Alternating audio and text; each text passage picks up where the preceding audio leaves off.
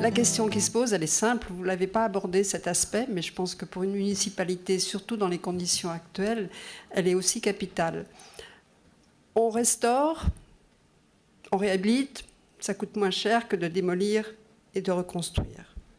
Le problème, c'est que la restauration est entièrement à la charge du bailleur social, en l'occurrence, et de la ville. Si on démolit et si on reconstruit, l'État prend en charge certains financements, permet de faire des emprunts à taux très bas. Donc le calcul, il est vite fait. Pour la ville, ça coûte moins cher de démolir. Alors quand est-ce que, effectivement, l'État changera sa politique et interviendra non seulement pour aider à la construction neuve, mais aussi pour aider à la restauration? L'autre élément qui décide souvent du sort des bâtiments du XXe siècle, c'est l'assise foncière sur laquelle ils sont construits.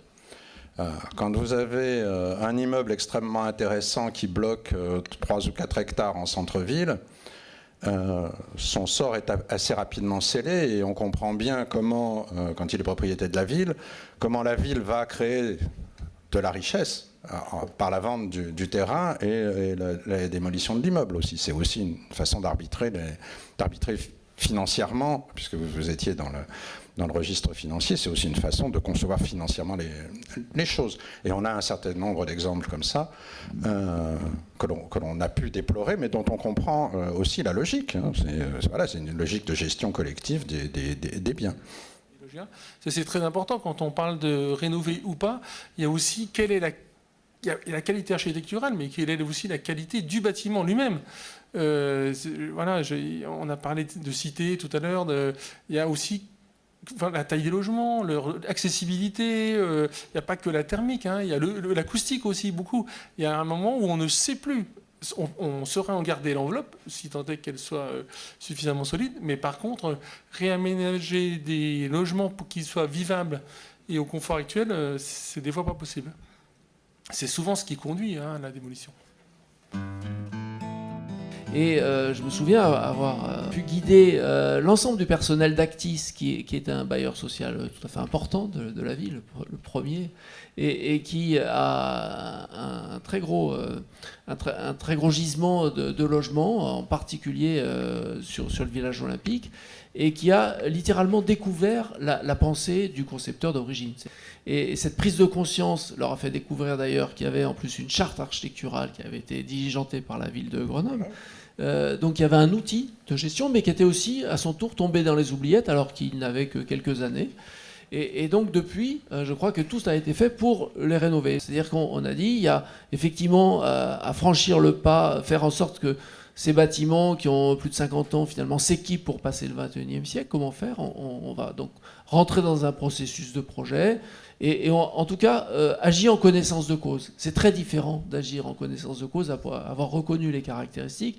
Et là, je crois qu'on est sur des rénovations qui sont en tout cas qui ont fait que le parc du village olympique est aujourd'hui rénové sur le plan thermique, a vraiment fait l'objet d'opérations qui ont devancé même les obligations réglementaires et qui ont à peu près respecté les grandes règles de la composition. Mais on a redonné aussi de la dignité à tout ça, on a pu expliquer aux habitants, etc. Mais... Donc dans la continuité du village olympique, peut-être pour une question un peu d'actualité aussi, actuellement à la Cité du patrimoine et de l'architecture, il y a une grande rétrospective sur l'AUA qui présente donc le travail de l'atelier d'urbanisme et d'architecture qui a créé la Villeneuve. Comment qualifierez-vous les interventions, si vous les avez vues, sur le parc de Villeneuve ? J'ai fréquenté les créateurs de l'AUA au moment où ils étaient en train de dessiner et de bâtir la Villeneuve. Je sais que c'est un terrain actuellement sensible. J'allais me dire même au-delà de Grenoble, parce que c'est un bâtiment qui a été très observé au moment où il a été construit. Enfin, je dis un bâtiment, un ensemble, un bâti qui a été très très observé au moment de sa construction, qui a participé de la notoriété de l'AUA, qui a participé aussi de la notoriété de Grenoble, sur un plan national et un plan international, qui a été à un moment une sorte d'icône que les Français portaient en eux quand on parlait Grenoble. Il y avait aussi l'image de la ville neuve qui s'imposait. Oui, je suis architecte, on fait pas mal de projets, ou souvent des études de faisabilité sur des bâtiments de logement des années 60 ou 70. Et ce qui est assez compliqué avec cette architecture-là, c'est qu'elle n'est pas tellement dans l'aspect, on n'est pas par rapport à un patrimoine historique où on est sur une question de forme et de visibilité. Derrière tout ça, il y a une espèce d'esprit années 60 ou 70, avec tout ce qu'on peut imaginer sur le vestige 68, qui a été un débat aussi dans des milieux politiques. Et donc c'est là où c'est compliqué. Je pense que la volonté de démolition, elle est aussi liée à toutes ces questions-là, qui est presque une approche plus sociologique. De ce que ça voulait dire comme espoir de vie, de rêve des années 60, de savoir comment est-ce qu'on intervient là-dessus. On sait bien qu'il y a eu des erreurs assez phénoménales sur des questions du mythe, de l'industrie, du progrès, etc. Mais avec des qualités qui sont en même temps merveilleuses, justement de vivre ensemble, d'espace ouvert, de flexibilité. Donc en fait, il faut, je pense, se mettre un peu dans un état d'esprit, de se dire quel est le bon héritage de ces années 60, oublier le mauvais, et puis le prendre avec honnêteté, effectivement. C'est toujours facile de dire qu'on démolit, c'est toujours plus difficile de dire qu'on va conserver, parce qu'effectivement, souvent, ça coûte plus cher, on a moins de fonds et moins d'aide. Mais est-ce que la conservation à tout prix, est-ce que c'est une bonne attitude? Et je voudrais poser la question de la qualité de l'espace public.